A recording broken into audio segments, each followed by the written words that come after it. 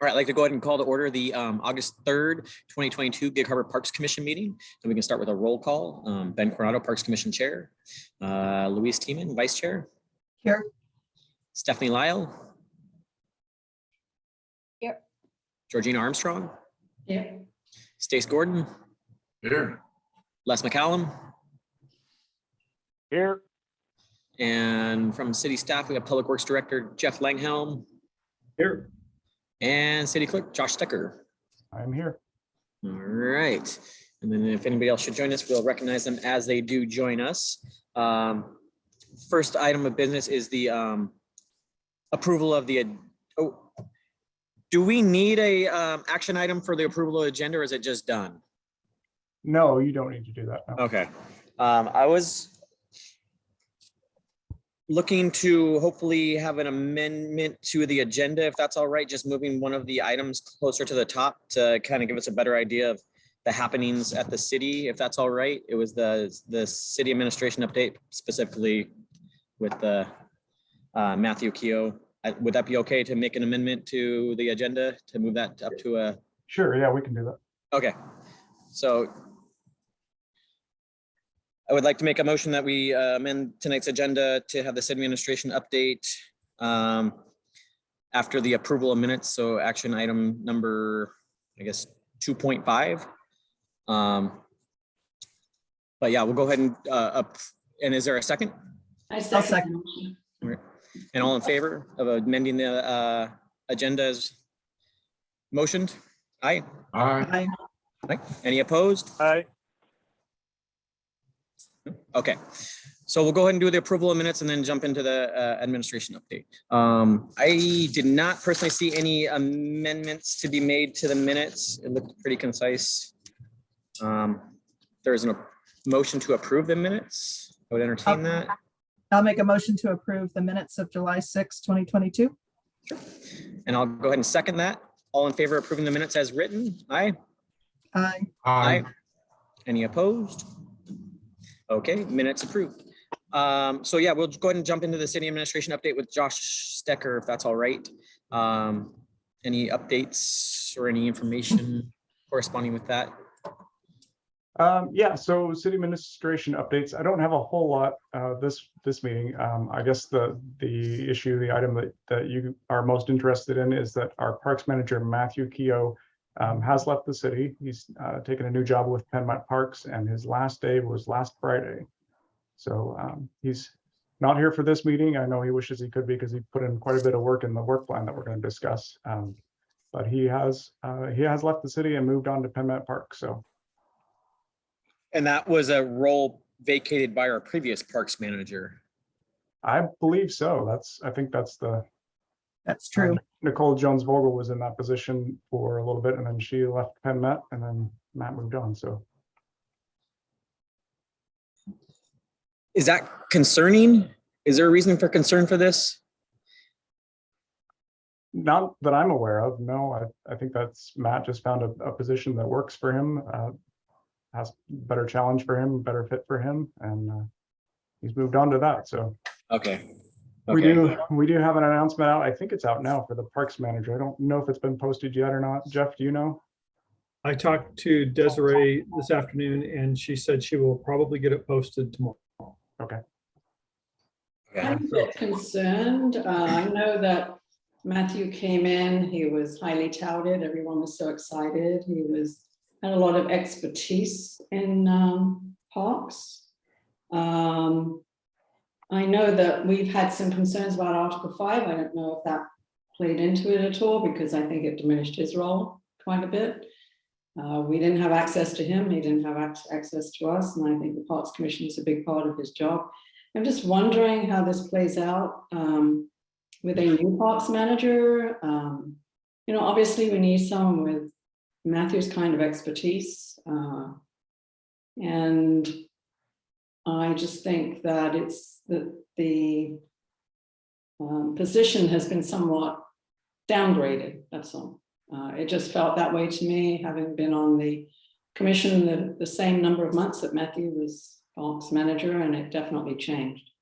So I do have that concern. I just want to mention that. I would say that, you know, I valued his openness and his transparency and his expertise. It really helped me as a parks manager. I'm a parks commissioner coming in.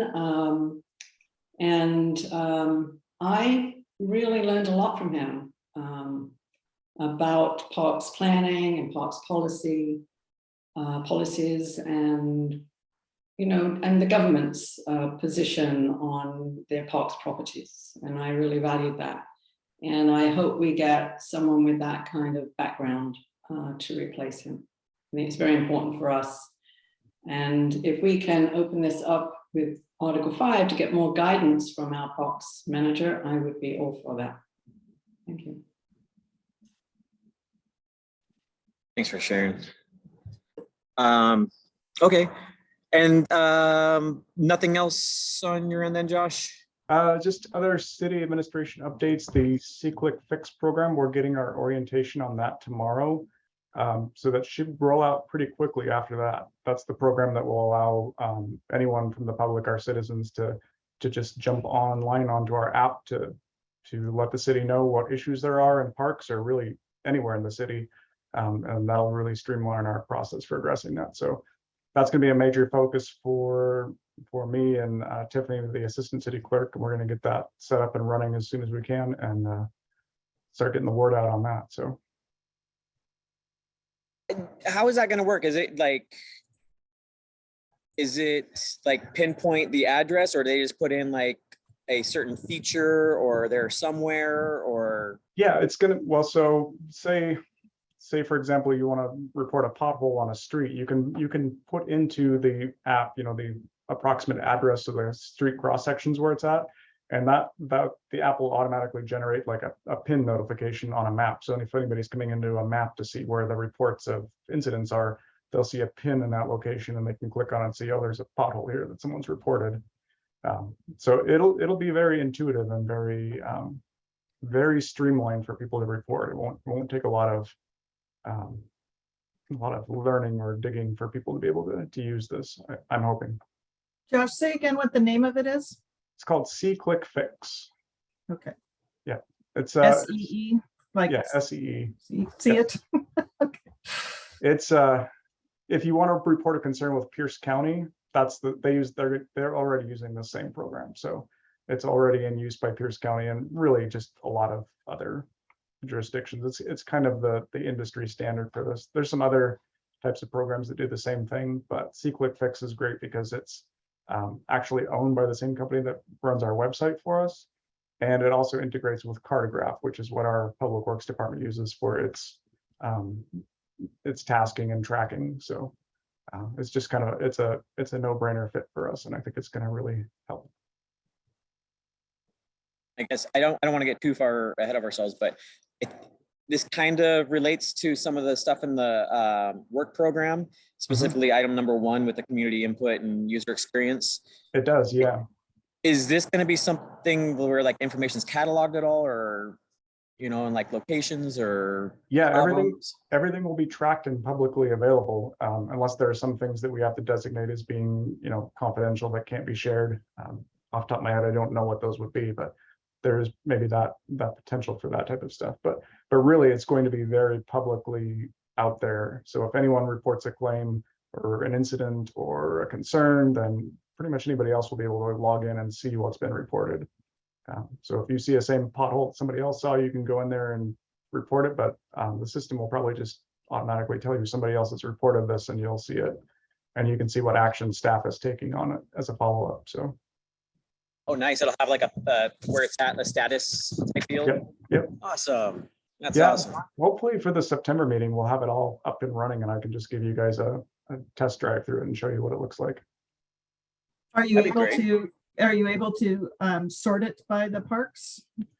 I believe we will be able to. I haven't played with it too much because we haven't had our orientation on it. So once I get into it, I'm sure there's a lot of ways we can customize it. So it's touted as being fully customizable. So we can have any kind of complaint, concern, idea, any kind of function we want to have it do, it can pretty much do.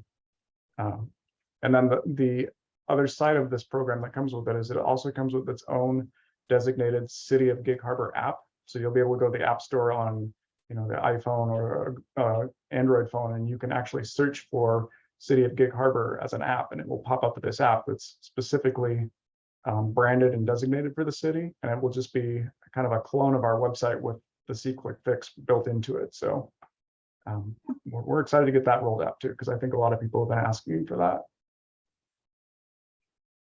I think so. I think that'd be a great addition to Yep. kind of the tools in our toolbox.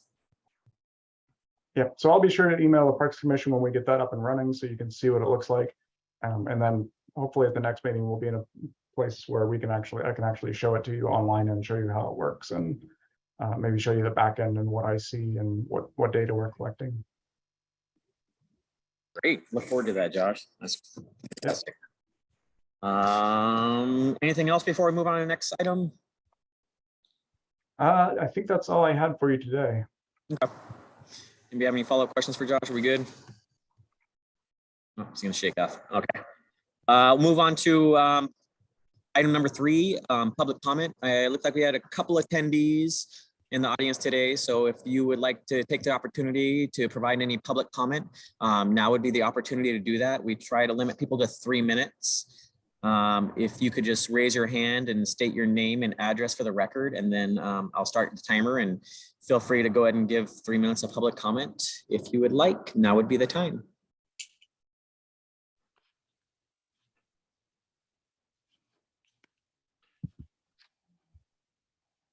I'm not seeing any immediate hands go up, so go ahead and close the public comment and move on to discussion item number, or move on to item number 4, discussion items, specifically the Parks Commission work plan. I know there was a lot of work, like Josh had said, by Matthew before he departed, and by the commissioners in providing their input on the items and coming up with the items. And so we've got this nice, doesn't show with the background, I hate that. So we have a nice list that was sent out by Josh with all the ranked items. It looks like we deviated just a little bit to it doesn't look like it has the individual rankings for each one, but it's more like a high, medium, low at this point. Yeah, there we go. Thank you, Josh. Yeah, let me pull it up here. Can everybody see that okay? Is it zoomed in enough? No. Okay. Yeah, so this was the list provided to us by Matthew with commissioner input on the items. We all took an opportunity to go through and provide rankings for these items, whether that be high, medium, or low, equally balanced throughout, and how the Parks Commission regards the items coming up, whether that be, and some of the items are in the budget Yeah. already. So yeah, if you could touch on that a little bit. Yeah, let me just kind of explain a little bit what Yeah. we've listed here. So what I've done is I took all the items that Matt had prepared. We tallied up the scores that everyone gave by ranking it either high, medium, or low, and just came up with a general range of the high, medium, low that you see on the side. So it doesn't show you the totals that everyone voted or what each person voted, but this is the outcome of that vote. The items in green here that you can see are identified as in budget. And where it says in budget, Matt had already identified to you all that these are items that were in the budget. And I think he was referring to the 2022 budget. But what we've done is we've made sure that these are actually items that are in the 2023-2024 budget. So none of these are items that you ranked because they're in the budget and they're going to be part of your work plan, just as de facto budget items. Sorry, did you say then these are in the now in the 23-24? Yes. Budget? So they're not in the 2022 budget. They may have been in the 2022 budget as well, but now that we're almost done with 2022, that's really not relevant to the work plan. So, but it's a biennial budget. Was this not a biennial budget? The 2020? No, it was no. Oh. We're doing that for the first time this year. So okay, so we don't know exactly which year these are going to be. I mean, it's just in the whole 2-year budget. It could be at the end of 2024 then. Yes. Yeah. Some of these Jeff can probably speak to when in the 2023-2024 budget period that we're planning to address them, but they are in the budget. So so those are all identified in green. We've made just a couple of revisions that I want to point out. The pump track was removed from this item 17B. So that the pump track portion of that is not part of the budget anymore.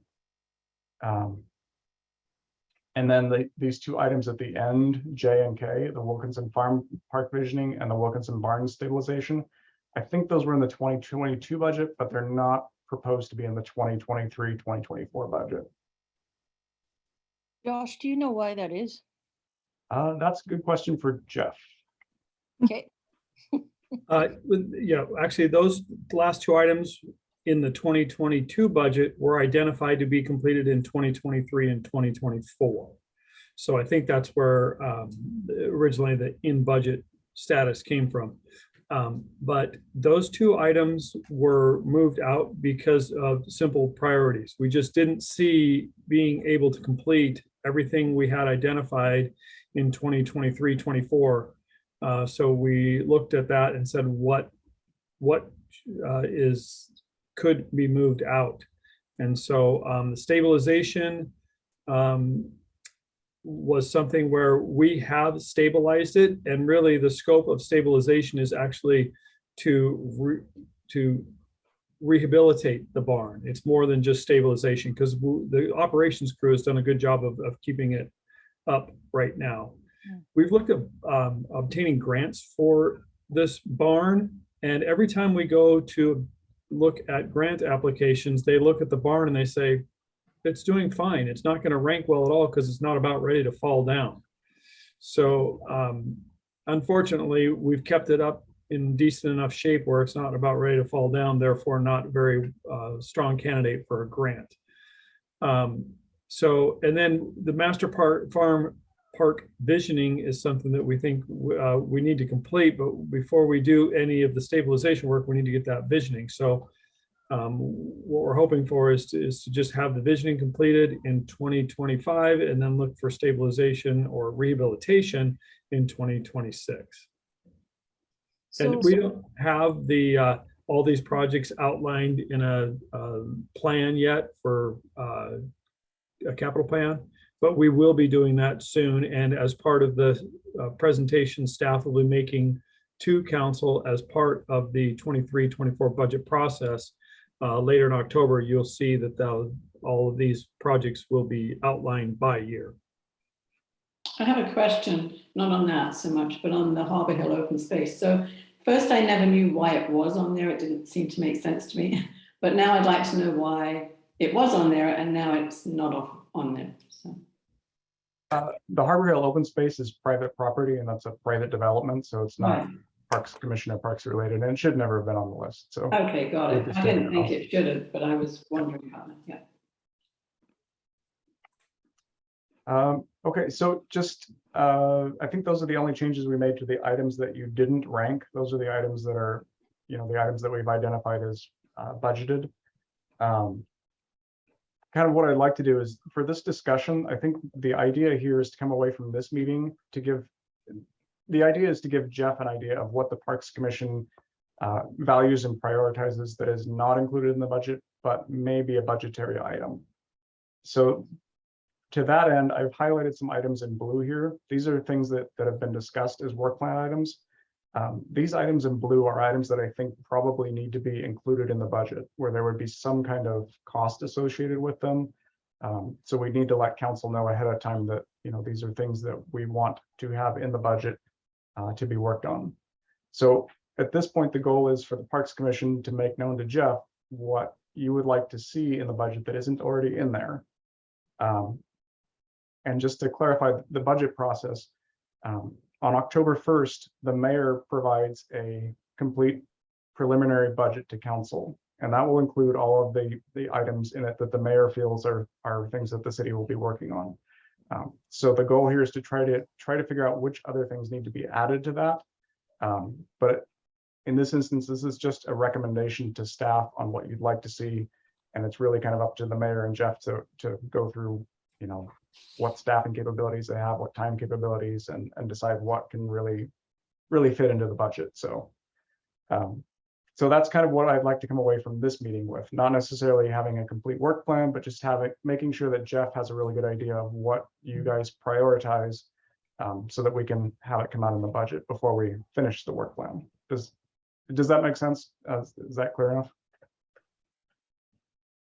So Yes. So I'm not expecting you to have a work plan developed until after October 1st, when the budget's out, when we can say, these are the things that we've identified that are in the budget. These are definitely going to be on your work plan. And then we can add some additional things that aren't budgetary items to that for the Parks Commission to work on.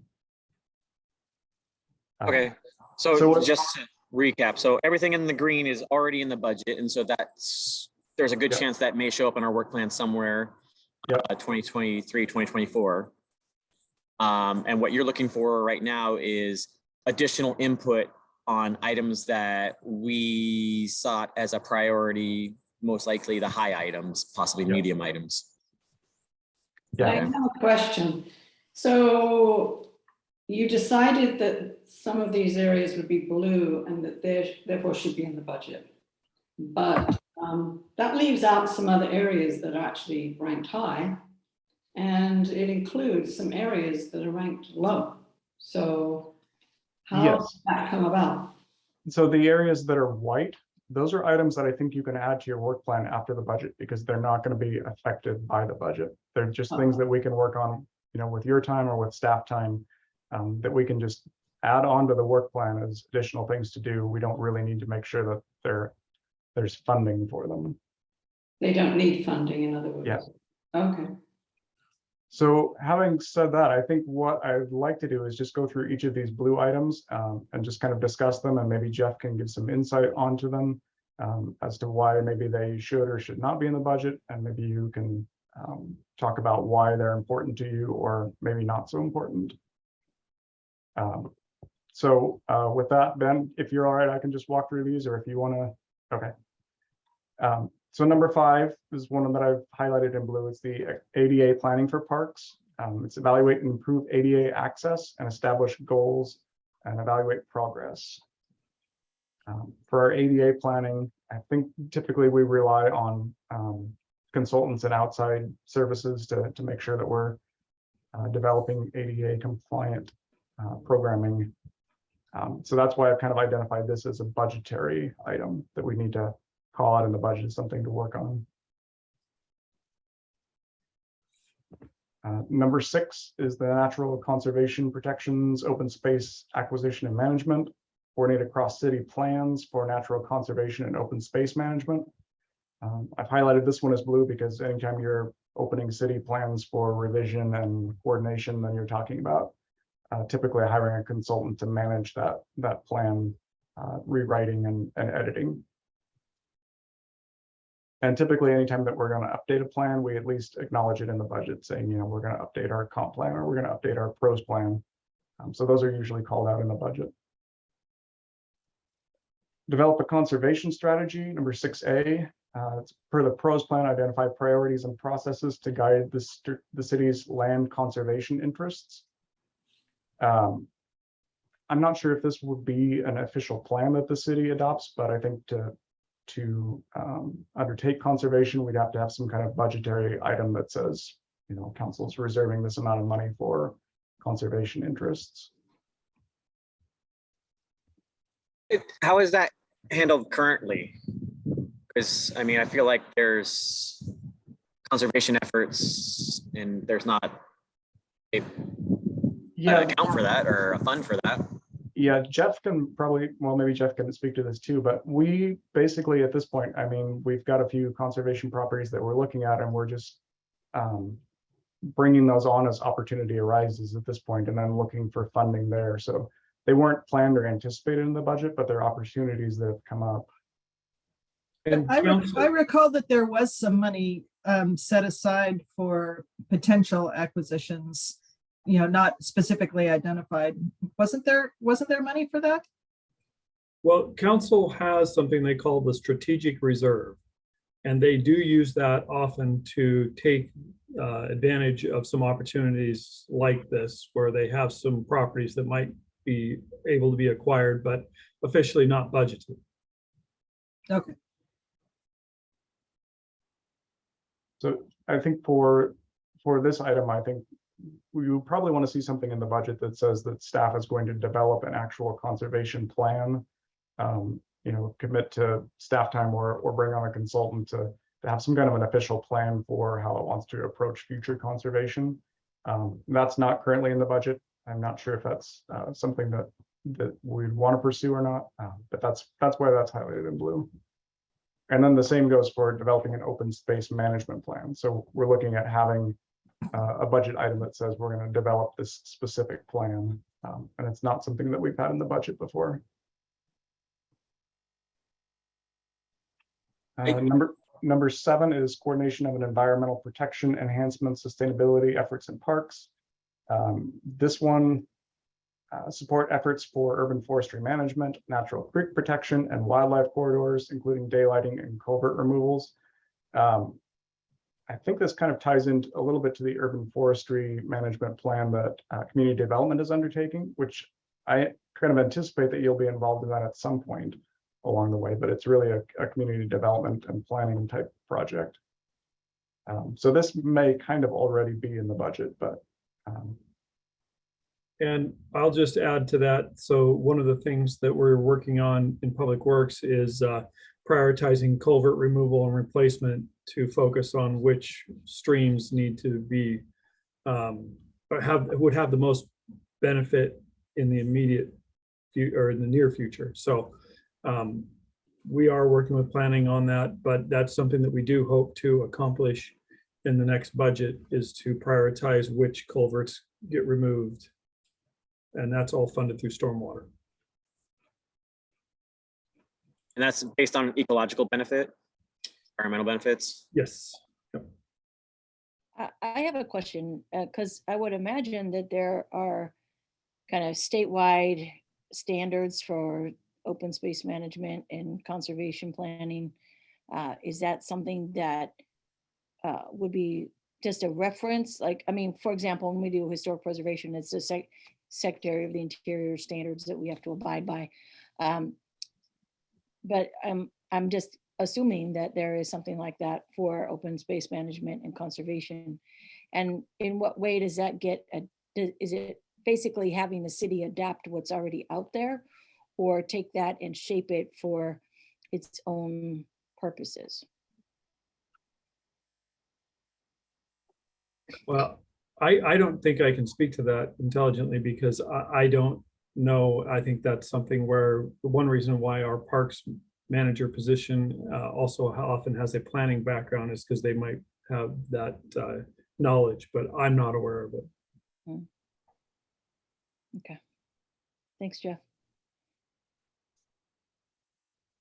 It just seems like 6 and 7 are so closely intertwined that I really find it hard to believe that there isn't, a broader spectrum reference out there. I'll do a little bit of research and see what I can find to answer that, my own question. So. Yeah. And just, I think kind of maybe to build off that a little bit more, when we do finalize the 2023-2024 budget, what I will do, and I'll work with Jeff, is we'll go in and we'll look at the items that are in there that are going to be Parks Commission related. And it's going to be more than what we've identified here. So there's going to be things like that culvert project that may get on your plate at some point. Things like planning's urban forestry plan that will probably get on your plate at some point. So we will actually go into the budget and do a little bit deeper dive and make sure that we've pulled out the things that are going to come across your agenda at some point. So it's going to be a little more expansive than this and may overlap in some of these blue items that we've identified. Let's see. I think that brings us down to number 9, which is the park master planning. Revisit the master plans for parks regularly, tracking phases and anticipate needs for new plans, advise on stakeholder outreach. Some of this will be in the 2023-24 budget because we're doing some master planning in there. But I think really anytime we're talking about opening up master plans and getting into that level of planning, it's really a budget item that needs to be identified in the budget. So I think we will cover some of this, but maybe not to the extent that it's identified here. So there will be specific parks called out for that then in the budget, I assume, not just like a broad park master planning. it'll be Crescent Creek and Yeah, I know Shaw Crescent Park. Creek for sure. I'm not sure. Jeff may know. Yeah, we're also looking at updating a little bit the Veterans Park plan because of a few recommended changes there. So, yeah, those are the two that are currently in the 23-24 draft budget. I have a question on number 8. Wouldn't that be a budget item? Isn't there money that would have to be put aside for something like that? That one is the create an inventory of trails and walking routes. Mhm. I think, well, Jeff can probably explain more, but we probably have an inventory already, and we probably have that information, in our GIS and mapping system, and we can probably just with staff time do a lot of that work. It's not really something we have to budget for, but we do have to have the staff time to do. Right. Yeah, I agree with Josh with our GIS coordinator, his abilities, his database, and then some parks operations staff to support him. I think we can create that. So it won't actually include development of trails itself. It's Yeah, more- that wasn't how I read this. I didn't read this to mean actually creating and developing trails, just, Because the title of it is Development of Trail Program. yeah. Okay. Right. Oh yeah, speaking of that, did you all see the map that Mike Simmons created, the downtown harbor waterfront access points? Mhm. Yeah, Mike did a great job with that, and I think there's probably some other improvements we can do to that. So it may keep evolving as we explore it more, but it's good to get that out there. Josh, I did have one community suggestion on that map. Oh and yeah, That was to add the viewpoints for best viewing of Mount Rainier. So Oh, sure. basically, yeah, I mean, Yeah. it would be easy enough to do. So, Vogue platform, obviously, and the top of the stairs, a couple of spots like that. Old Ferry Landing. Yeah, yeah, yeah. We could do like a little mountain view icon or something. That's a good idea. I believe the tourism department is working with Mike a little bit to try to develop a kind of a more fleshed out version of that as a handout for visitors to kind of guide them around the harbor, but that's still in process.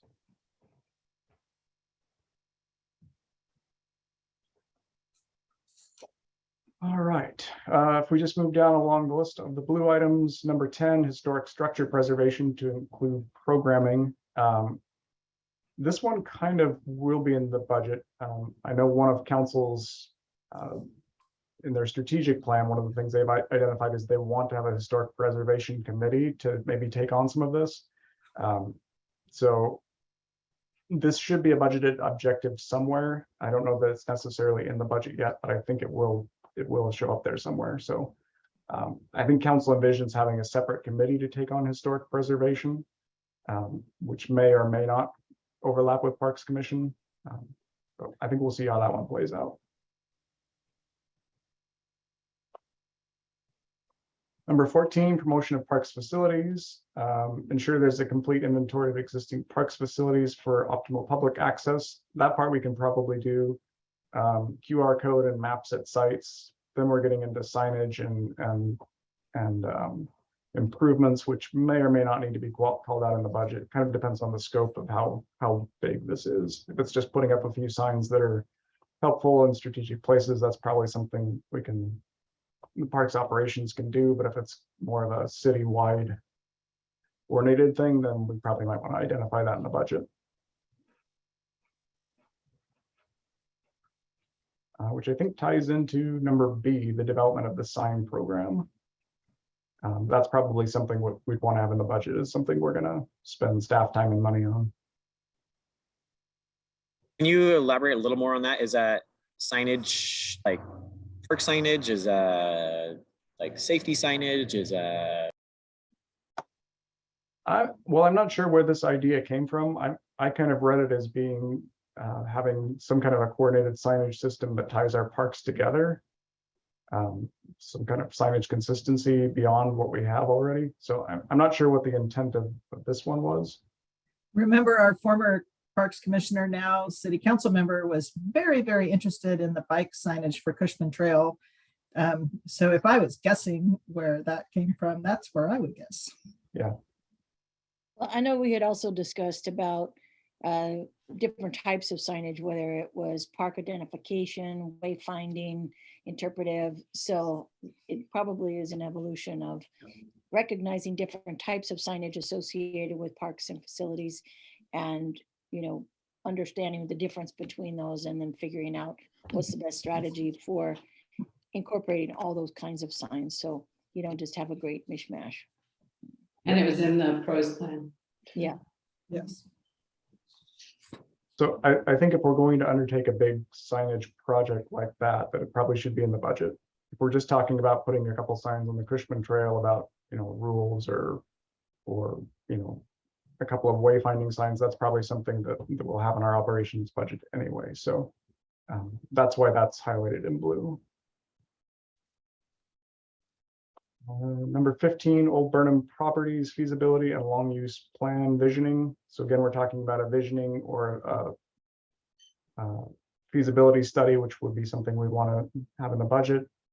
Study trails options across properties, which would include obtaining public access to connect the two sections of public land. So that one we need to have in the budget. We're gonna. Are those acquisitions finalized now? Where are we in acquisition land for the creek? The area? first one is finalized, the one next to the wastewater treatment plant. Mm. So that one has been, that deed's been signed off on. The other two are in different stages, and I'm not sure exactly what stage each of them is in, so. But still working on it. It's not, that's still a possibility to get all three of those parcels. I believe it is. I believe that the two other parcels are still in progress at this point. Good. But the first one we do have the deed in hand for, so that one's done. Excellent. And then public access at the shoreline at the ferry landing. That's something that probably will cost money and needs to be in the budget if it's going to be something we undertake. And I actually don't know where that is. Sorry. Well, I'm sorry, you don't know where the public access shoreline at the ferry landing? Yes. So it's at the very end of the Harborview Drive Old Ferry Landing. The city not only has management of the right of way there, but also we own a piece of property as you're standing at the Old Ferry Landing, looking out towards Mount Rainier. The property to the right, we own that. And there has been a lot of debate, a lot of discussion for many years about whether or not the city could or should provide a trail from the Old Ferry Landing down to the shoreline. And so that's what this number 16 would do. Because currently there's a big sign there that says no public access, right? Correct. The property doesn't go all the way down to the shoreline. So in order to get to the shoreline, the trail goes to the shoreline. In order to get to the shoreline, you have to walk on private property. Hmm. Yeah. And I just want to go back to number 15, just to be clear, Old Burnham Properties is on the north end of town, right along McCormick Creek, north of Woodhill Drive. So that Old Burnham Properties feasibility and long-range planning is for 6 properties that we already acquired, totaling about 20 acres. Oh. Okay. Okay. All right, well, that takes us down to the 2 items that we already talked about that were removed from the 2022 budget, the Wilkinson Farm Park Provisioning and Barn Stabilization. So we've gone over these items in blue. We can talk about them some more. Basically, I think what I hope I've done is just kind of explain why these are not called out in the budget, what aspects of them we could work on without them being in the budget, and what aspects we would need to have in the budget to be a Parks Commission work item. So I guess at this point, maybe open it up for Parks Commissioner discussion. If there's, what do you want to see happen with these items in blue?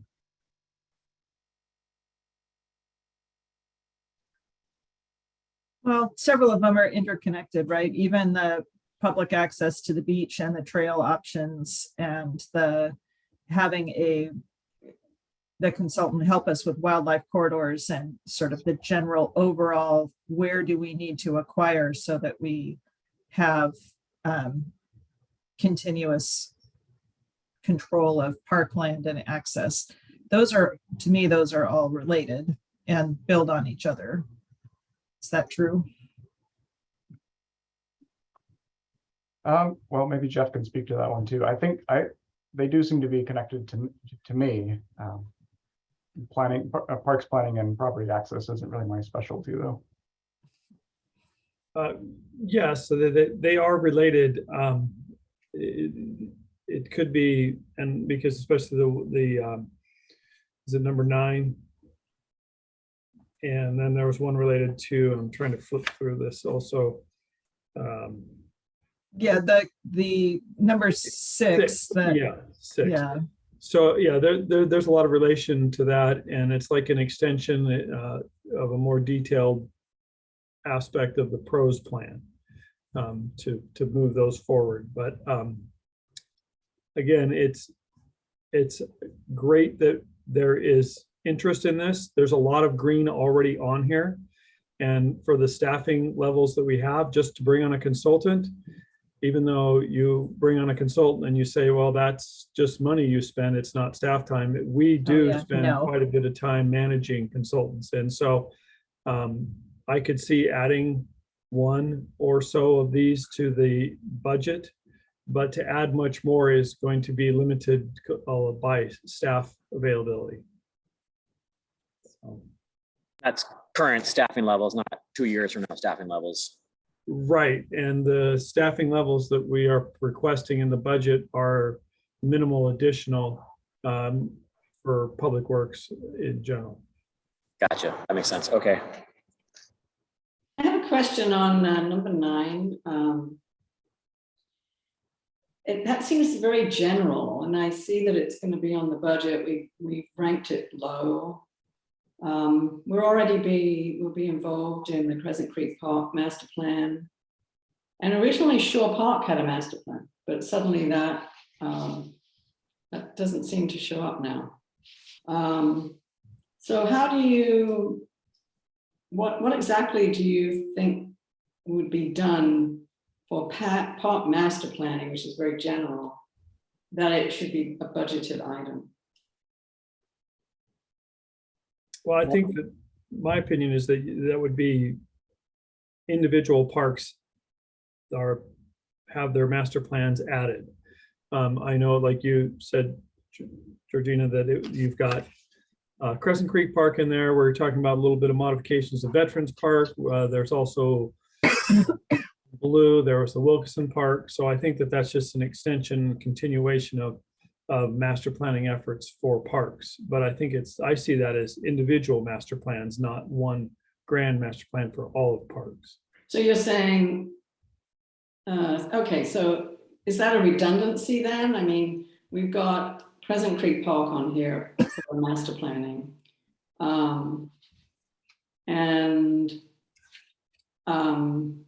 It seems that when the master plan is decided, it gets delayed quite often because it's a lot of work. Like I understand Crescent Creek, it has been delayed for quite a while. I'm not sure why Shore Park suddenly went from a master plan to, certainly it needs its drainage addressed, absolutely. I don't know how we can wait until 2024, and hopefully if it was 2023, it would be early on in the budget because it's pretty awful. So Shore Park's not going to have a master plan in 2025 now then. I mean, that was on the original on the work plan originally. Well, I don't recall seeing Shaw Park master plan on the original work plan, but I wasn't involved in that point. I know Shaw Park has a site plan.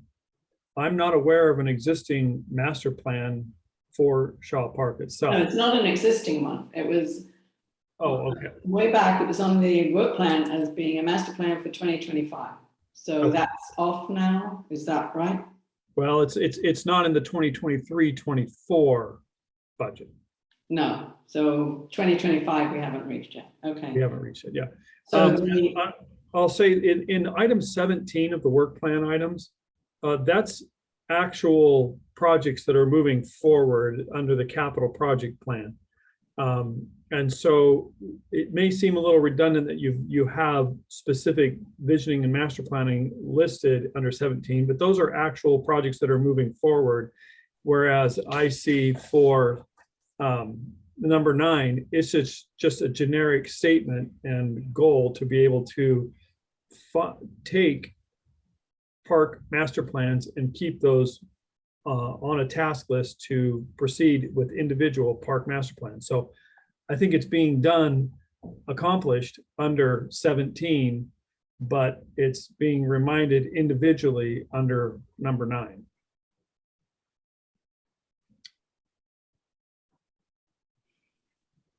okay.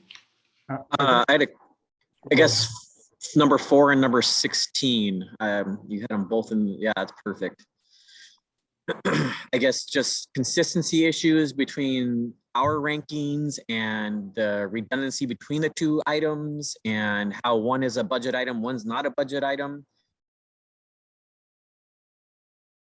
Yeah, I think I see number 4 as something that's maybe not a budget item because it's just identifying opportunities that you as parks commissioners see for waterfront access.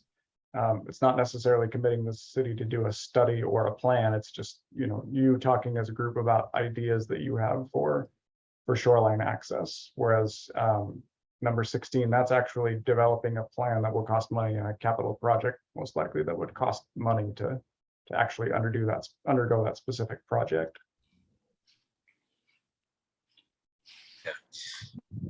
So potentially 16 would be more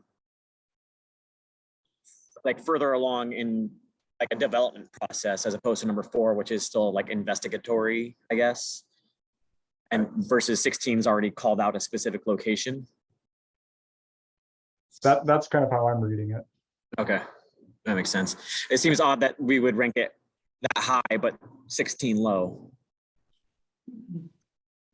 Yeah. But yeah, I would, if that were the item to get moved forward, I would hope that, I don't know, that would be fleshed out a little bit so it doesn't appear like we're promoting a low priority item. Yeah, we can talk about the items in white if you want to go through those. We can talk about how you rank those and your preferences for those, but those I think are items that we can add to your work plan once the budget is released, because I don't think they're going to impact too much money or staff time, but we can go through those now if you want to without. Well, I just want to make a comment on what Ben just said. It seems to me that we ranked it high in number 4, but it didn't focus only on Old Ferry Landing. It was focusing on waterfront access in general. Yeah. Whereas when it came down to focusing on just Old Ferry Landing, then we ranked it low. So that wasn't our focus, I guess. And looks like Will Appleton was able to. Yep. Hi, Will. How you doing? Please recognize Will Appleton was able to join us.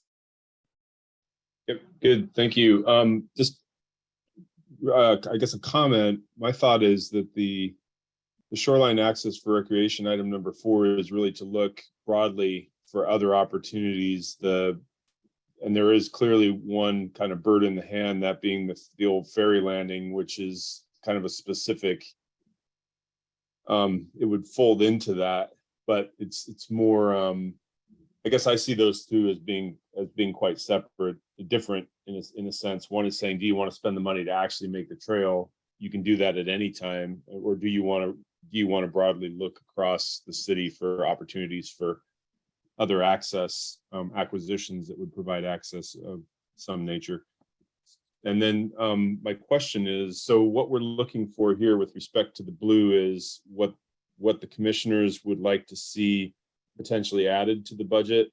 And I'm hearing Jeff say only 1 or 2 items would at the most, given staffing levels and capacity to perform.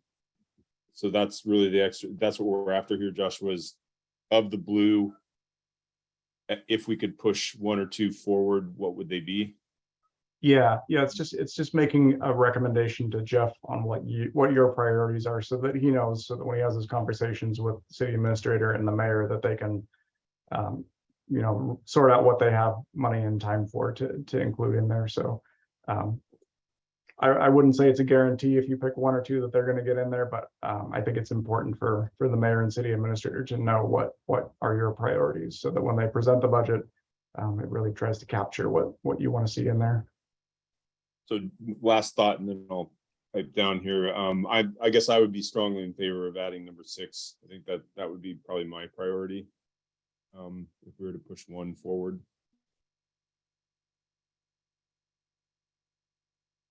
That's it. Thank you.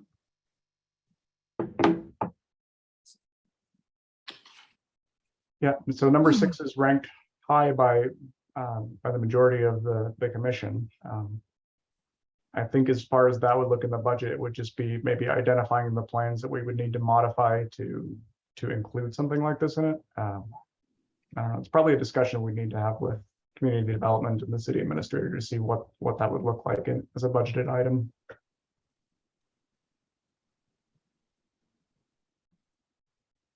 Yeah, I would probably support Will on that as well.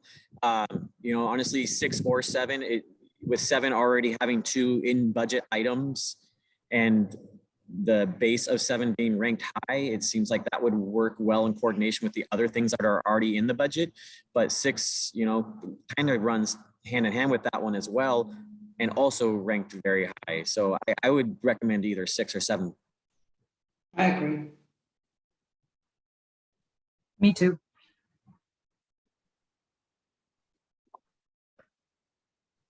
Stace or Les, you guys want to provide a recommendation or chime in? Sounds like a plan. And 6 looks like an obvious choice. All right.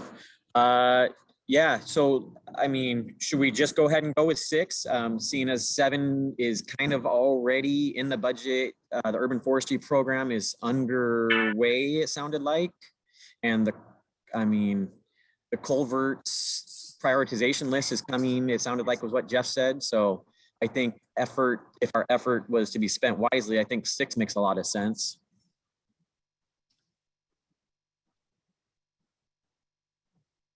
Any opposition to number 6 as our recommendation to adding to the 2023-2024 budget? No, the one thing I'm noticing with 7, you're not ruling out 7, right? Because it does mention the urban forestry management, which I think is really important too. So yeah. Are we having to pick between 6 and 7, or we're agreeing that 6 and 7? The contract for the urban forestry management consultants is actually on the council packet for Monday night. So that's going forward. So that will be in that aspect of it will be in the budget. Okay. So Right. I don't know how much that will intersect with the Parks Commission, like how much you'll be asked to weigh in on that, but it is going forward, and I assume you'll probably have some input on it. So Yeah, I think we have that. Yeah. And there's enough overlap if we're in plans for natural conservation and open space. That includes natural creek protection and, some of those, and forestry and things like that. So yeah. It's not a wipeout of 7, but so I think some of its elements are included in 6.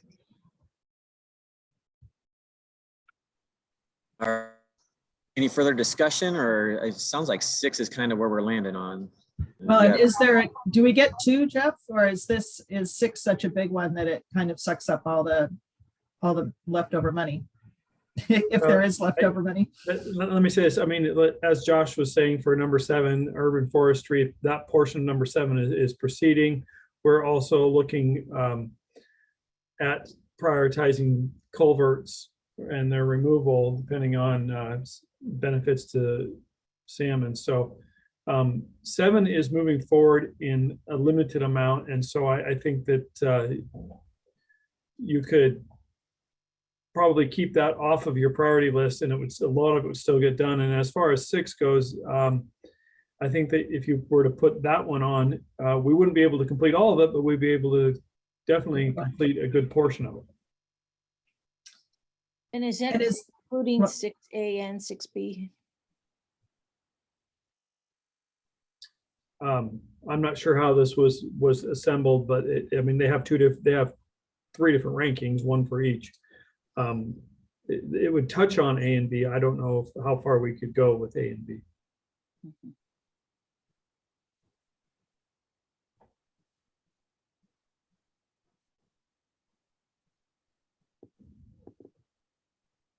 Okay, well, I think we've got pretty good direction on what we can work on to see what we can fit into the budget there. So next steps, I guess, for this work plan will be in September. I don't know how much we'll touch on it in September because we'll be basically finalizing the budget at that point, which will be released on October 1st. So when we come back for your October meeting, we will have the actual proposed budget so we can pull out, all of the things exactly as they're printed in the budget that will be Parks Commission business in the future. And those will just be de facto items on your work plan. And then at that point, we can take a look at these other items that we have listed in white and maybe some of the blue items that don't necessarily cost money.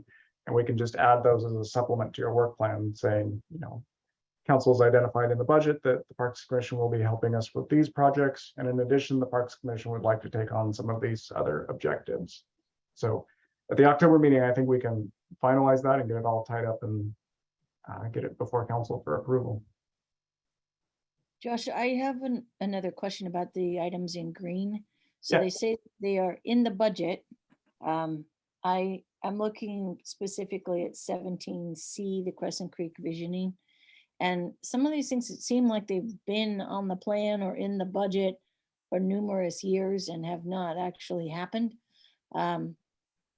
Just because something's in the budget doesn't necessarily mean that it is a priority, or how does that work? Because it seems like at some point you have to say, we're going to get these certain things done. And if you're putting it in the budget, that would seem like that makes it a priority, but yet I know a lot of things slide. So But I think it's a priority, yes, Stephanie, but I think that it's a priority to fund, and then we have to decide based on staffing levels, is it a priority to complete based on staffing levels?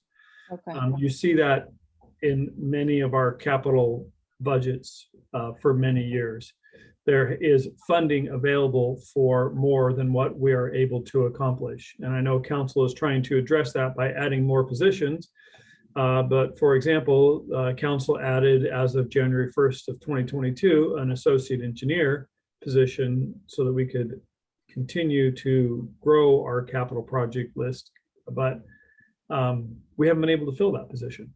And in fact, we lost the city engineer, and then subsequently that senior engineer moved into the city engineer. So now we're down 2 engineers. So we're going backwards. Yeah, I know, that's frustrating, isn't it? It is. So while the funding is there, it's just the reality of, are we able to complete the work? Right. And just along these lines, can you explain the quote visioning process that would need to take place for this? And is this something that is required by the city, or is it something that is sort of a community involvement aspect of what we do? Is it required by, it's required by the pros plan, and the city, it's good. It is a good process to go through, because we do want to hear the community's input on all of the development of our parks. And so it's not black and white. Is it in code that we have to have a master plan? I don't think so, though I'm not a planner. But we do it for everything, and it's part of our site plan approval process, that we want to be able to adopt a site plan that's in compliance with the master plan. Okay, thanks, Jeff. That was good information. Thank you, Jeff. All right, well, I don't know if we have anything further to discuss on the work plan, Ben, so if we want to move on, we could do that, or if there's other questions to address, we can do that too. Just to kind of recap it all, make sure it all kind of got in there and didn't get too scrambled. So we're sending number 6, was it, as an additional priority to hopefully be encapsulated in the 2023-2024 budget in addition to all the green items. The yellow items, or the white items, while we're not ruling them out, are non-budgetary items. So they could still be on our work plan, but they're not on a budgetary work plan. Is that correct? Yeah.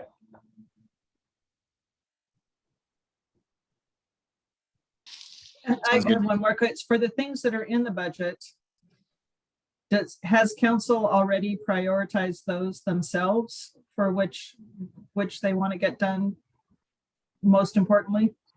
No, they have not. These are just in, when it says in budget, it's in the draft 2023-2024 budget. Yeah, I get that. So when we have the discussions with council in October, we will probably start to hear what their priorities are. Okay.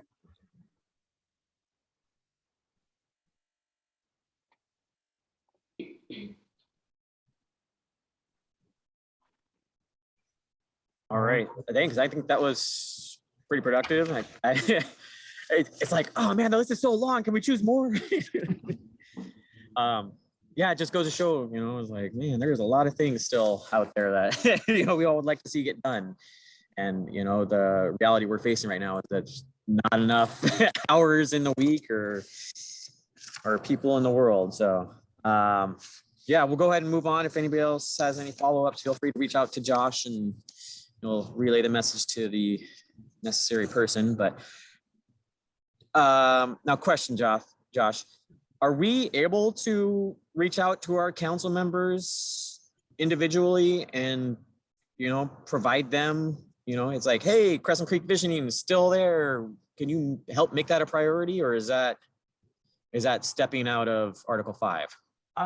You really should do that as a commission, make those recommendations. And that's kind of what your work plan will be doing. So council they really don't want to see individual council members being lobbied by individual commissioners. They really want it to be in the open, they want you to make decisions as a body and make recommendations as a body. So they know they have the support of the commission and not, political intrigue in the background. So I would not recommend doing that.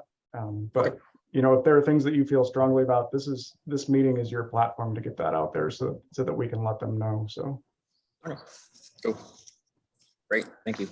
Yeah, and probably at the September meeting we can talk a little bit more about what's going to be proposed in the budget and what you really want to support. And then when we do our budget study sessions with council, once they have it in hand, there's opportunity for us to address each of those items individually and let them know, what really the commission supports and why they're in there. So there'll be opportunity for that in meeting. Sounds good. Okay. Moving on to staff reports. We're going to jump to the Crescent Creek, item A, Crescent Creek Master Plan update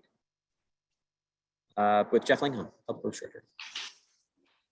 Oh, like we were just talking about this. Matt did a great job of getting queued up a scope and fee with HPV, who was previously the consultant selected for Crescent Creek Park Master Planning and Visioning back in 2020. We never proceeded with that contract. We put it on hold because of COVID, and then we were starting to, now getting out of COVID, started to re-engage with HPV, but had to look at a new scope of work and also more closely entwined the Masonic Lodge into that scope of work to make it more seamless. So we have before us on the staff level a scope of work which includes multiple options depending on how broad we want to make the actual contract. I don't know if staff's going to be able to recommend all of the options that are provided because it's well over the budgeted amount. And even the base amount is without any options is over the budgeted amount. So we're looking at that as part of the 23-24 budget to increase the budgeted amount and the funding for that project for the scoping and the master plan. So it is currently on the agenda for council to consider at the September 12th meeting. That was set before Matt departed. And so now that Matt's not here, again, I'm not sure who's going to take that on. I don't really have time to do that, but we do need someone on staff to manage that. So we're, like I said, we're hoping to get a parks manager back on board soon, but we'll see. But it is on the agenda to move forward at the September 12th council meeting. Any questions? That's about all I have at this point. Yeah, I have a couple of questions. What is the budgeted amount? In 2022 budget, it was $35,000, I believe. And then you think you need to add how much? I think it's about 3 times that now. 3 times that. Yeah, but that I have to say the Crescent, the $35,000 I believe was only for Crescent Creek Park, and then we had some other additional money set aside for Masonic Lodge. So combined Masonic Lodge and Crescent Creek, I want to say it was in the $50,000 to $60,000 range. But now we're looking more at $100,000 or more for the 23-24 budget to fund the entire contract. So what does that get you? The 100? It gets us some preliminary environmental work. It gets us a lot of public input, a lot of community. I think there was a community commission put together to provide some input on the visioning, and then meetings between that community group and the Parks Commission, and then more meetings with City Council to review options and alternatives, what the master plan could look like. And who would be on the community commission? It's not determined yet. Would probably be some key stakeholders and just members of the public. Okay. I understand that Masonic Lodge and the land behind it is not in the city limits. Is that right? The Masonic Lodge property is not in the city limits, and the land directly behind it is, and then the land where the old Roar Miller property is, if you know that name, where No. there's an old garage. So there's a long, narrow strip of land that goes from between Crescent Creek and Crescent Valley Drive that is immediately north of the BMX park. That long, narrow strip of land is known as the Roar Miller property. That is not in city limits also. So how does the master plan deal with that? It acknowledges that they're not in city limits, and then in order for them to be developed and planned cohesively, that they should be brought into city limits. And so we have there in the UGA, the city council just would need to take action to annex those properties. And the city council is talking about, they've completed an annexation study and they've ranked those. And these 2 properties are noted as a high area to recommend annexation, but council just needs to go through and complete that process.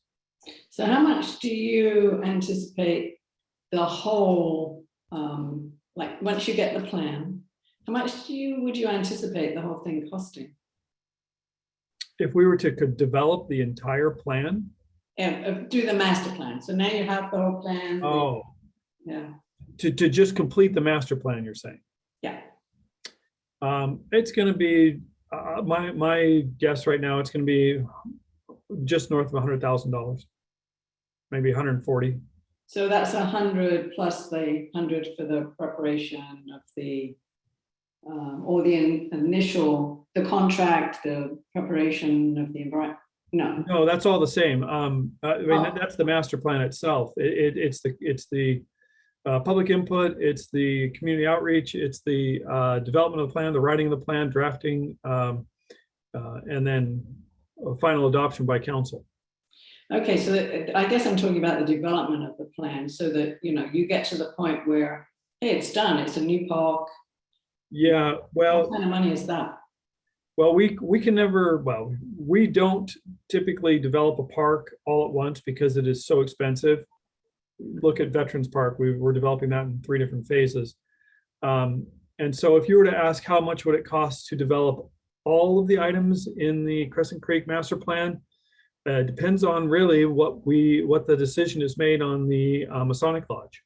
Options are tear it down or rebuild it, or rehabilitate it. And so if you, depending on which direction you go, I mean, it could be $1 million, could be $2 million. So you don't, there isn't a set amount that you can't go over then. It's just, well, No, that's one of the great things about master planning is you don't always, though some people do, but you don't always approach a master plan to say that you have a dollar amount to limit it to. Because you can phase these projects, like I said, and so you chip away at them when funding becomes available.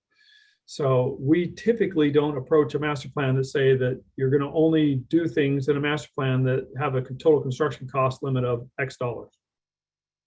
okay, and the last question then is, so it would be done in, more likely to be done in phases and, Absolutely, yeah. okay.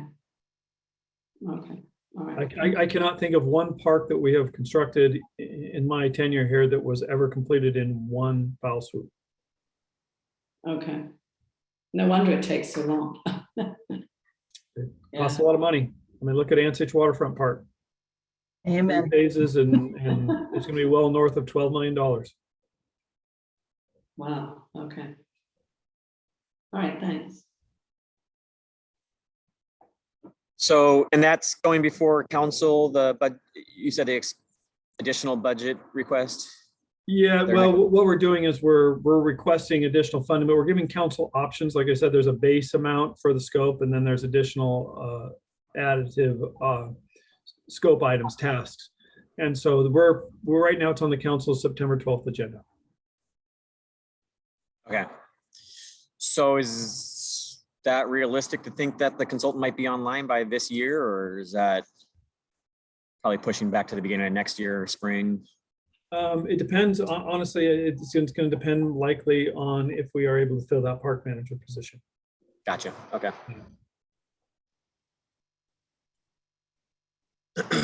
Yeah, that's about all I had. I mean, other than, the consultant will be the one that helps identify the stakeholders and all that stuff and gets the community. Okay. Yeah. And when you probably know this already, but all council agenda packets come out either the Tuesday or Wednesday before the council meeting. That'll be the time when we finalize the scope. And you'll see that once it's available, it will have the base tasks and then some optional tasks. So if you want to take a look at that when it comes out and read through those, you'll see what the scope could entail if council wants to fund all of the tasks. Great. That Wednesday council packet day just happens to be a Parks Commission meeting day. All right. Thanks, Jeff. Anything else on the Crescent Creek Master Plan update for Jeff? Nope. All right. Item B, Parks Division update with Public Works Director Jeff Langhill. All right. I think you've all probably read through the parks projects that are active. I'm not sure typically Ben or Josh, how this has gone, how you've gone through this in the past, if you just ask questions or if you want me to go through each one by one. I went through the update one by one and then questions. Yeah. Okay. So I'll just run through it. So if you've seen this format before, but just a reminder, so this is something that we use internally to identify who or where we are with the project. The actual project column is some basic information. Project description is description that's put into the budget, and the status update is what we're doing currently. Those status updates that are bolded and italicized are new. Everything else was on there on the previous update. So I'll just kind of highlight those. Scanty Net Shed re-roof and repainting.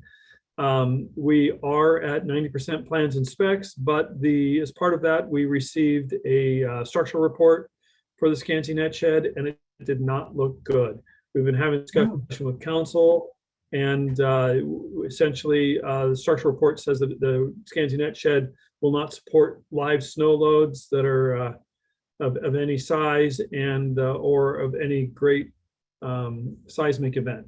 So we are now going back to City Council actually on August 8th to have a contract amendment for the consultant to do some structural improvements to add to the construction project. So it's going to delay it. I don't know if we're still going to be able to at least re-roof it and put the structural improvements in this year. We are still hoping to, but it depends on how long the consultant's going to take after the contract's approved to get those structural improvements designed and then get that project out to bid. Well, I can guarantee you we're not going to paint it this year. We're going to paint it next year. And we're putting funding in for the budget for next year for that work. Jeff, I have a question. Are the structural concerns, I'm assuming the Scansy net shed is a similar construction to Ansich net shed. Did you run into the similar issues in the restoration process for that? Similar, yeah. Scansy net shed a little different, but a little more complex, but it's similar. Yeah. And so essentially what it comes down to is we've now had 2 structural reports on this, and both of them on the Scansy net shed, both of them are saying that it needs some improvements and it will not withstand seismic loads or live loads. And so it's going to come to a point where if we don't do this kind of work, and what I told council at their study session on the early end of July, I think it was, is that I don't know if we can continue to open it to the public if we don't do structural improvements.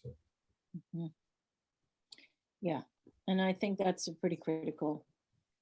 Certainly Scansy Net Shed Foundation would advocate for keeping it open to the public and getting the work done that needs to be done. So yes, we're working closely with them on this.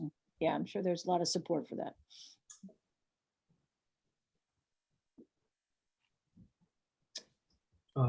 Yeah, is that the same structure? Is that the same type of testing they put the barn through, the structural and live load testing, or is that different since it's not open to the public? It's a little different. Well, and it's hypothetical test loading. It's anticipating if you were to put typically a 25 pound per square foot snow load on, how would the building react? And then seismic loading, if you push the building sideways with a 7.0 earthquake, how would the building react? There's also wind loads, but in our area, typically, especially the height of this building, wind load is not going to be the primary driver. It's going to be seismic load. And the Wilkinson farm, the barn, it passed all those? It passed it to be able to no, it didn't pass it. That's part of the rehabilitation. What it passes, it's not going to collapse on itself just standing there. Yeah. Scansy net shed isn't going to, we're not concerned about it collapsing just on its own, unless it gets some loads on it. Wilkinson barn was there was a concern that would collapse on its own, and it was leaking terribly water down the cupola. So those are the kinds of things that we stabilized so that it wouldn't collapse as it just sat there. Okay, thank you. Okay, I'll move on to sports complex phase 1B. We now have all the survey completed and all the tree counts completed. We just received that information, I think, earlier this week. We are going to be getting prepared to finalize some environmental documents for submittal for land use application. And then once we do that, that's where the public process can jump in. We're also planning on having another open house in September, and then moving towards taking further input, moving towards final design, and hopefully getting a decision through our land use application and finalizing design in, I think it was December or January, so we can go out to bid with that project and award it in early spring.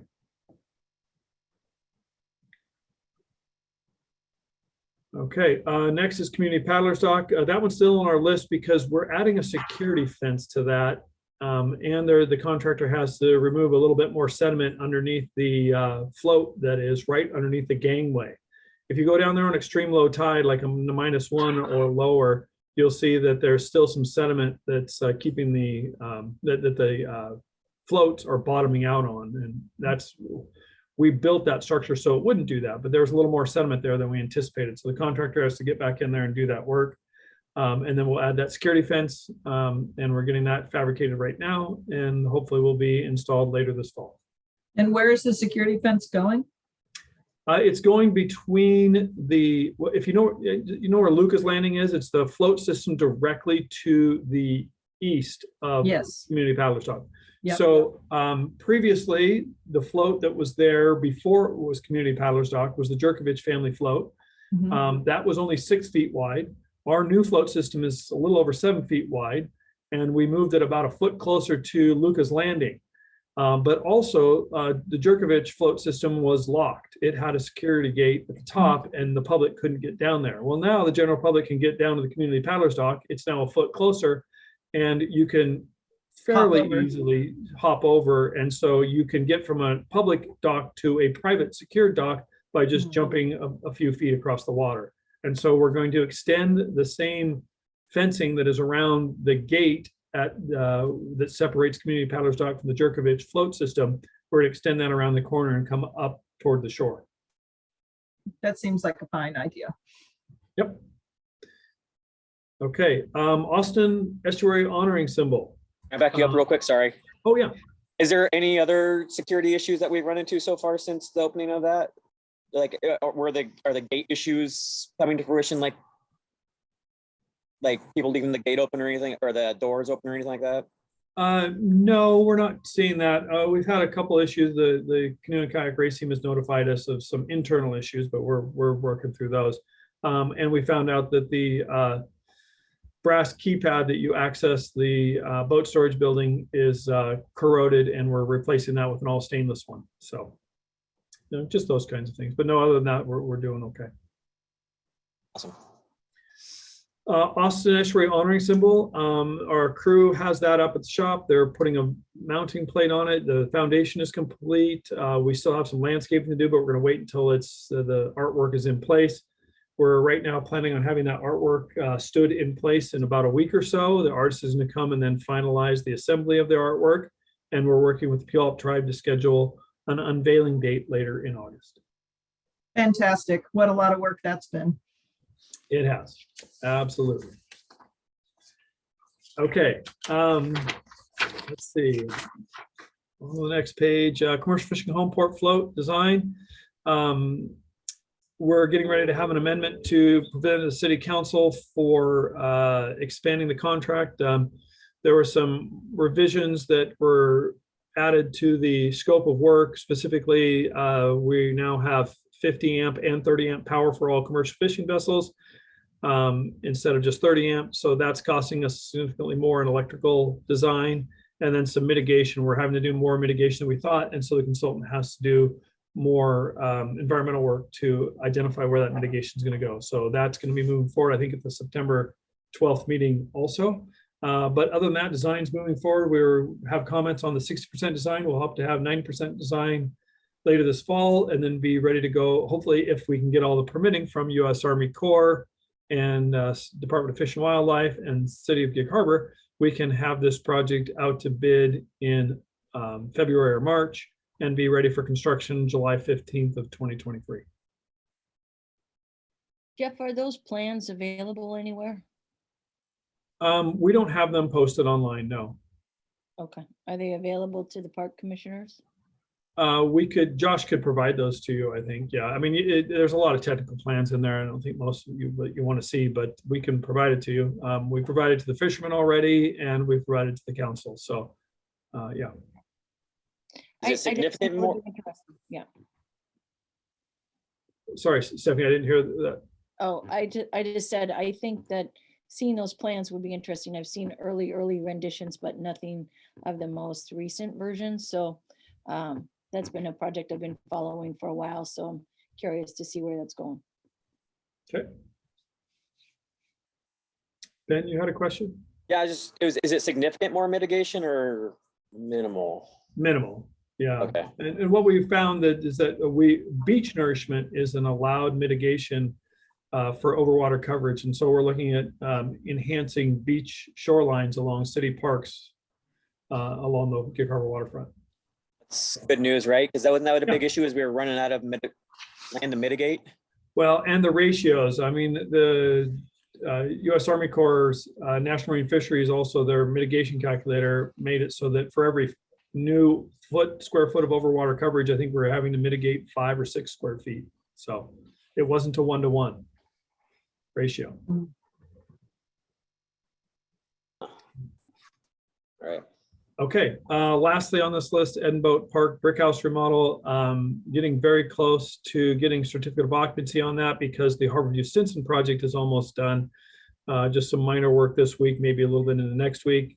And we are meeting with Gig Harbor Boat Shop folks right now, just trying to establish fees and the agreement on how the rules are going to be established and who's going to be managing that site. So getting ready for hopefully access to that building in September.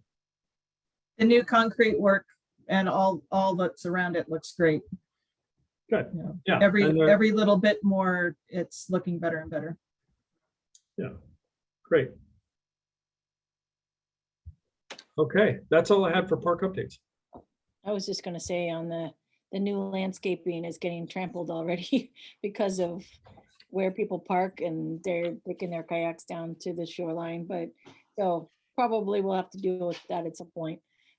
Making a pathway from the parking area or something like that, because I saw people just putting their kayaks right in the middle of all that brand new landscaping. And I was like, geez, there's gotta be a plan for that. Or something we can do to make that work a little bit better.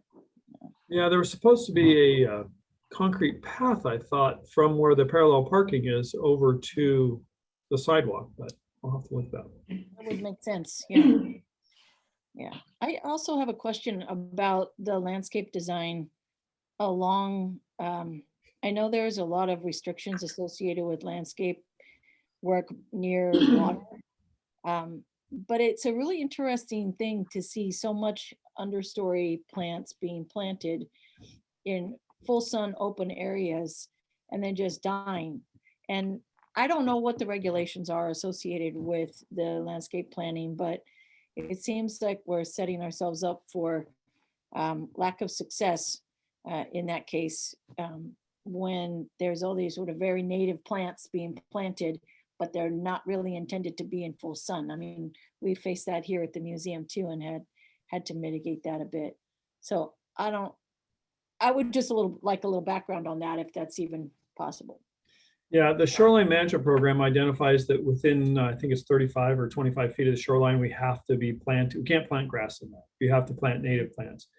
And we also heard significantly from the public, the council, administration from a few years ago when we put this design together and some of the neighbors, that they don't want tall trees in there. Well, you can put, like you were saying, you can put some understory shrubs in there, but they often have canopy trees over them to protect them. But I don't know who really would, we've heard that they don't want canopy trees down there because they don't want their views blocked. So we're doing the best we can and trying to plant native trees and native shrubs that will not block views. But we can't get away and have it be a natural shoreline without planting large trees. Right, right. So you said that you can't plant natural turf there? There is natural. No, we can't. So that's not natural turf? We removed a significant amount of natural turf and are replacing it with native shrubs. Okay, I thought I saw grass there, Eden. Okay. But we didn't eliminate all of the grass. There is still some grass there, but we didn't Okay. add any new grass. Okay. Anything we touched, we put back as native shrubs. Okay. What can we do then about, I mean, I've noticed the dying plants or the wilting plants. What can we do about that? What is the problem? Just that we have excessive hot weather? Yeah, Or? they're shade plants in full sun, and that's the biggest problem. So, I mean, there's some that will survive, and I'm actually doing some research on this because I was up at the Burke Museum, and they have something in their parking area that is, they're all supposed to be native plants in that area. And there's something that's thriving, and I don't know what it is, but it's a really cool plant. And we might take a page out of that book, and I'll find out what it is and pass that information along. But it was really amazing that it was actually surviving so well. So in a full sun parking lot kind of situation. So Yeah. So maybe we should be finding native plants that can be in full sun. And then again, any plant usually needs some water in the first couple of years to get Well, it. it's fully irrigated, Okay, fully irrigated, yeah. okay, so it's just too much. They aren't able to tolerate that amount of sun then. So could they be moved to some other area where there's shade and then we put better choices in there? The better choices that can tolerate full sun are canopy trees. And so, yeah, we can plant Douglas firs and hemlocks and pine trees, but I guarantee you that that's not what the neighbors want. Right, but I mean, then can you just go to shrubs or? Well, that's what we're talking about is the shrubs Right. that are sun, that are native, that are also tolerant of sun, full sun are few and far between. Yeah. Okay.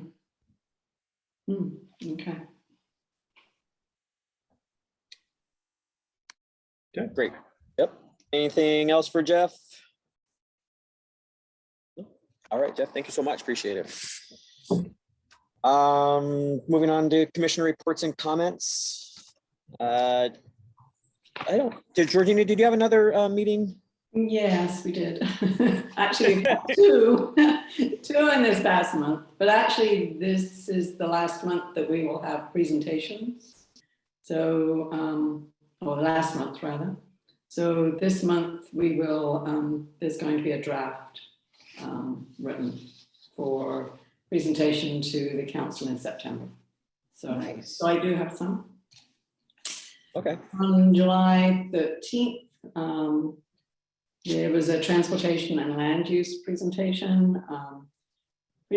on how land use plans can help communities mitigate and adapt to climate change by Tim Tromevich, AICP Director of Planning and Law at FutureWise. FutureWise is a nonprofit that works across Washington State to create livable communities, ensure clean, healthy waterways, and protect farms, forests, and habitat. So Ecology's 2018 greenhouse gas inventory, the latest shows we achieved the 2020 goals, but have slipped back. Peer-reviewed studies show we can achieve these requirements, but for the longer requirements, we need to make changes to the ways we use land. We have more to do to get to our goal of 95% reduction by 2050. Residential, commercial, and industrial emissions are increasing. Transportation is increasing, and electrical has reduced emissions slightly. The adverse effects of global warming are happening now, and they will get worse. Global warming has and will continue to harm Gig Harbor. Climate impacts are growing every year.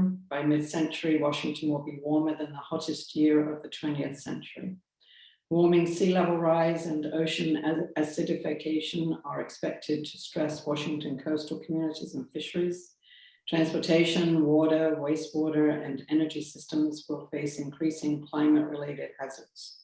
Storms will be more intense and there will be more sea level rise. Coastal wastewater and stormwater collection are likely to experience more problems with saltwater intrusion, increasing maintenance costs. Natural hazards such as flooding, landslides, and bluff erosion will increase. Meeting the greenhouse gas reduction requirements, grid decarbonization will be insufficient to meet the 80% emissions reduction target for 2050. Meeting this target will require deep energy retrofits, transitioning to low carbon energy sources, and zoning denser settlement patterns. What can Gig Harbor do to reduce greenhouse gas emissions through land use planning for mitigation? Plan for and implement the Puget Sound Regional Council's Vision 2050. Do not expand urban growth areas, they increase emissions. Need a mix of small apartment buildings and modest single family homes at 8 or 9 housing units per acre. Densities vary by city, 20, 30, 40 units per acre to be affordable, though 40 would be more like Seattle. Provide for transit-oriented development downtown. Implement an urban forestry plan and plant trees in medians and between sidewalks and streets. Include complementary land uses like supermarkets, parks, and schools that reduce the miles to drive or walk. Review and update heat response plans as they are now a natural hazard. Sea level rise of 2 to 5 feet is projected for Gig Harbor for 2100. Some areas will suffer if nothing is done. sea level rise drowns marshes, and if we don't plan for marsh protection, we can lose fish and other wildlife. Need resilient habitat. Adapting to sea level rise, determine the range of sea level rise projections relevant to the city's shoreline and tidal influence. Develop strategies to identify and assess impacts and risks from sea level rise. Adopt policies and regulations for adaptation strategies and monitor and revise them as needed, which we should definitely do in our parks. What can Gig Harbor do to address the adverse impacts of climate change through land use planning, adaptation, plan for increased stormwater runoff and flooding, use green infrastructure and low impact techniques, assess stormwater outfalls most likely to be flooded, review construction standards for docks, piers and wharves for wave strength resistance and higher tides, increase the use of sponge parks to increase recreational space while mitigating increased flood risk. I thought this was really interesting. Georgina, what is that? Sponge parks. So sponge parks are constructed of materials that absorb water so they can continue to function with greater amounts of moisture. So I think that's probably something interesting for us to learn more about. Reserve areas for wetlands to expand due to increased storm intensities. And there was a presentation on decarbonizing transportation, context and ideas for local action. Leah Missick, Washington Transportation Policy Manager for Climate Solutions. Climate Solutions is a regional nonprofit in Washington and Oregon. What we could do, focus our energy on electrifying everything. We would reach our climate goals and our health would benefit. What we should do is switch to 100% clean electricity to move us and our goods around, reduce vehicle miles, which will save money on road and vehicle costs, fewer crash deaths, cumulative carbon savings, less electricity and charges needed, more people using active transportation. What gets us there? State energy strategy found the most cost-effective path, showed a 29% reduction in light-duty vehicle miles traveled, which is VMT, a 15% reduction in medium to heavy-duty VMT, 100% electric light-duty sales by 2035, and 70 to 100% zero emissions medium and heavy-duty sales by 2045. Existing state policy, there's the Climate Commitment Act, which is a statewide cap on emissions. Zero emissions vehicle ZEVs program requires an increasing percentage of passenger vehicles sold are ZEVs, with 100% ZEV sales starting in 2035. EV readiness requires new commercial buildings to accommodate EV charging. Move Ahead Washington transportation investment package with significant funding for transit, bike, and pedestrian infrastructure. Clean fuel standard reduces carbon intensity of transportation fuels to 20% below 2017 levels by 2038. What can Gig Harbor do? Look at what other areas are doing. Create safe ways to get around without a car, adequate accessible sidewalks, bike paths, especially protected, allow adequate housing near services, bus priority lanes and safe, comfortable bus stops, slow speed limits, safe street design. Provide adequate, convenient EV charging. Not everyone can charge at home. Public utilities can invest in electrification by installing public chargers, offering rebates for home and work charging, assisting nonprofits with EVs to provide services and offer education. Under the Clean Fuel Standard, utilities can receive even more funding to support electrification. Local governments should lead the way by installing charging at public buildings. Government fleets should transition to zero emission vehicles.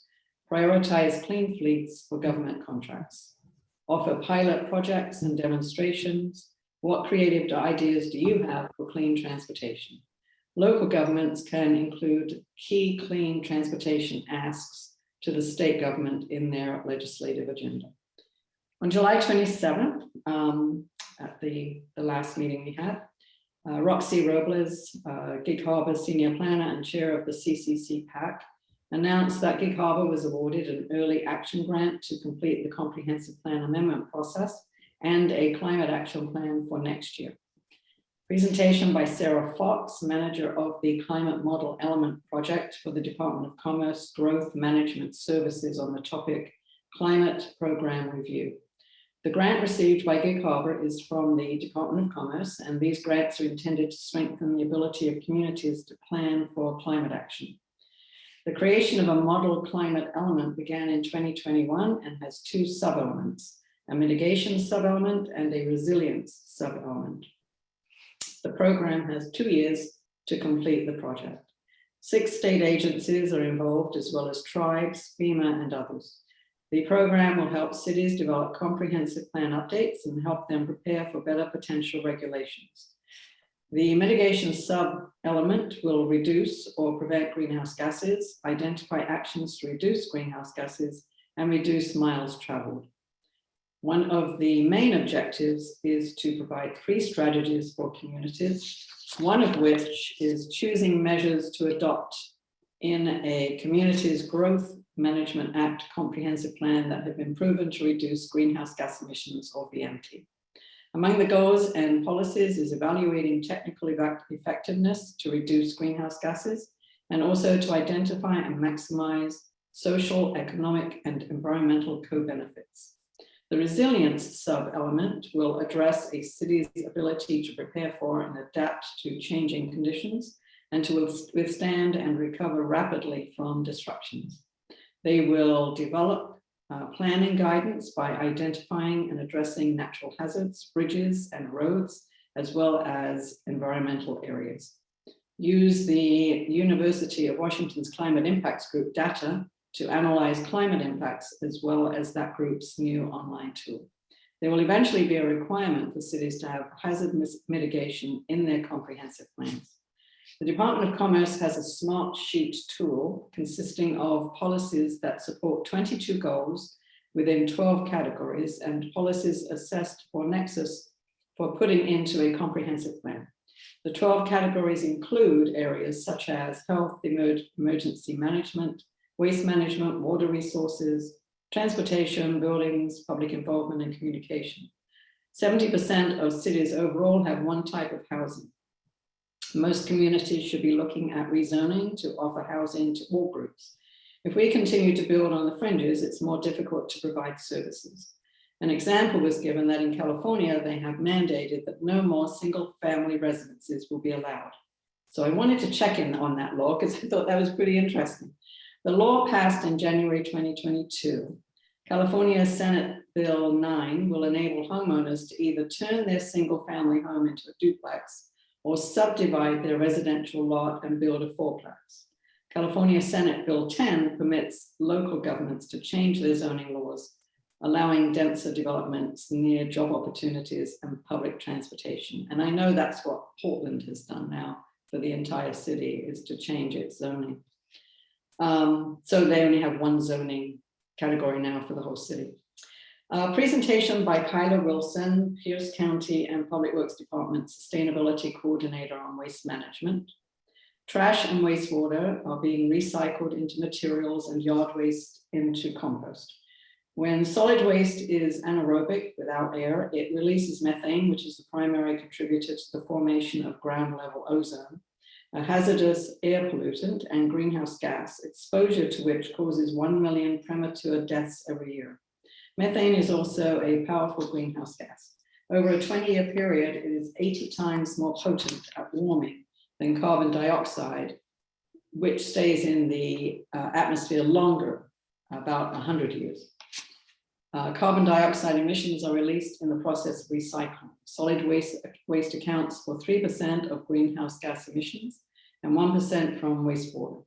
On-road vehicles account for 37% and the built environment 23%. In the Sustainability 2030 plan, waste is not as important as buildings and transportation. Pierce County has done a recycling campaign for high greenhouse gas impact materials, which are paper, metal, and cardboard. This included Wasteless Wednesday tips, educational videos on what happens after you put something in the bin. We need to capture more methane. We only capture 50% of the methane from landfill. support gleaning, and gleaning is cleaning up food which is not harvested at the end of the growing season, and also do food recovery. In progress, incentivize construction and demolition recycling, explore food waste recycling, and green tech recycling requirements like solar panels and batteries. Solid and hazardous waste management plan, reduce waste and improve recycling, reduce greenhouse gas emissions, make the program more accessible and equitable. Recover energy from waste. What can Gig Harbor do? Community outreach and education to prevent recycling contamination, promote sharing and waste prevention programs. And a suggestion I thought of for parks would be to separate recycling and waste bins. It's been fun. I've actually enjoyed it. It's not quite over yet for me, but I might have a report for you once the draft is done next month. But other than that, it's been really educational. It's been great. Probably more interesting than my giving you this summary, but I've really enjoyed it. Yeah, got a lot out of it. Thanks for sharing with us. It's certainly a lot of information. So yeah, thank you for. Yeah, I think life is going to change once we get the new comprehensive plan amendment and we get the climate action plan going and we have the urban forest management plan. I mean, I think that those three things are going to be so important. Yeah, I think we're definitely taking steps in the right direction. In our commission capacity, what are the things that we can recommend? We can recommend solar panels on park buildings, park structures, right? If that works. I don't know that they work, but they might. And where we're not, we can take some of those structures off grid and things like that. Composting, there could be a worm bin at every park if they take no great effort, and small things that add up over time. Yeah, we can also, we can do a lot of adaptation in our parks, a lot more shelters, more trees, thinking about heat, protecting children, especially on playgrounds. Also, charging stations. We can put charging stations in parking lots, and certainly at City Hall, municipal. And I don't know if City of Gig Harbor's zoning has anything to say about solar panels on houses at all. I live in Spinnaker Ridge right behind City Hall, and Spinnaker Ridge's homeowner association does not allow solar panels on any house. It's explicitly in the thing that there's no solar panels. I think that's going to change when people start to realize where we're heading. I think we'll see changes.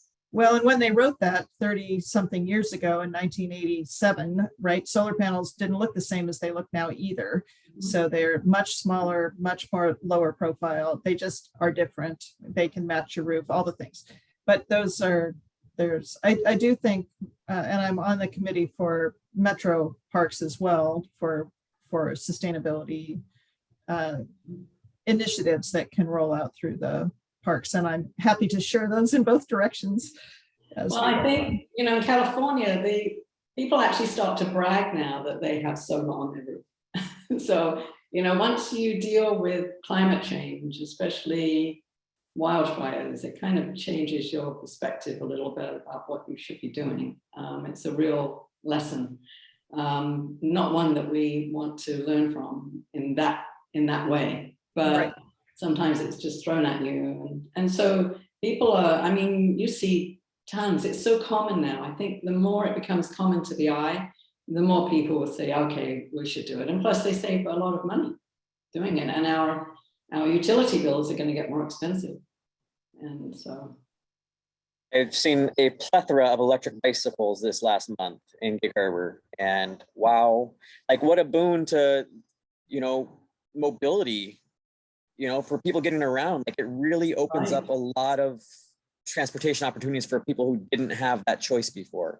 So I think, I don't know if those are strictly battery powered and you recharge them at home, or if they use, something similar like the Tesla chargers, but I think, incorporation of some sort of charging infrastructure at parks, whether that be cars or bicycles or both, is important part of that picture. I'm in the market for an electric bike and I'm sampling and haven't chosen. I live, Cushman Trail is right there. And I can get off Cushman Trail at 19th and the freeway at the Metro Park driveway, right? It comes up right there. And there's a charging facility for both cars and bikes on site. And it's 10 miles exactly door to door. That's So the way it it's- should work. Right? So it's not, I mean, I don't want to do it in the middle of winter over the bridge, but for days like this, why not? I pay for itself in bridge tolls. Right? Mhm. So there's, those are things we can encourage, right? It's not really parks, but it is keeping Gig Harbor green. How do we do that? Bike And lanes, what- bike paths, all that fun stuff. Yeah, so Well, there's, it is a little bit associated with parks, if you think about the charges. sure. Charges Well, are- or other, I had written a grant for PennMet. I actually never heard how it came out, if I got it or not, in my absence, but for the bee-friendly Pacific Northwest flower seed that you can, that's just, weeds you can put out in any verge of any park or any space to attract more bees, right? It's very pretty and it takes a little bit of soil prep, but once it's in, seeds itself and keeps going. So there's some of those kind of things that we could do in parks, and it's not horribly expensive. That was a $500 grant for all of PennMet's verges to end up with bee-friendly seed mix. So,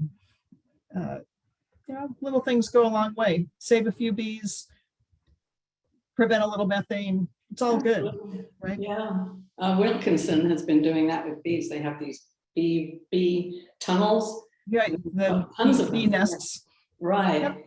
that's worked real well. You need 5 different types of bee, or the more different types of bees, different species, the better apparently. After every presentation, we have to submit 2 goals and 2 policies. And so I tend to think more about parks when I'm doing that. But the one they added a couple of weeks ago was a suggestion for a pilot program. And I suggested that we look into the parks maintenance equipment, because now there's a lot of stuff out there. They're starting to move into the commercial type of lawn maintenance or parks maintenance equipment. I know in Seattle they're starting to use the chargers. They charge up. I don't know how long it takes for a riding mower, but they use the riding mowers, and they've got more time and more battery life now in these commercial equipment. I think as a project, as a pilot, we might perhaps in parks want to try some of that equipment that has a longer battery life now, apparently. I think they're getting to the point where they're just as productive as the gas powered engines, if not, easier to maintain, that's for sure. Yeah, and if they're not quite as productive, I think they're so much better for the environment and for the atmosphere, so we should just do it. Yeah, I know Well, we this- just, oh, sorry, go ahead, Louise. The state is switching over, when municipalities and districts have to buy their vehicles through the state plan. And the state is switching over.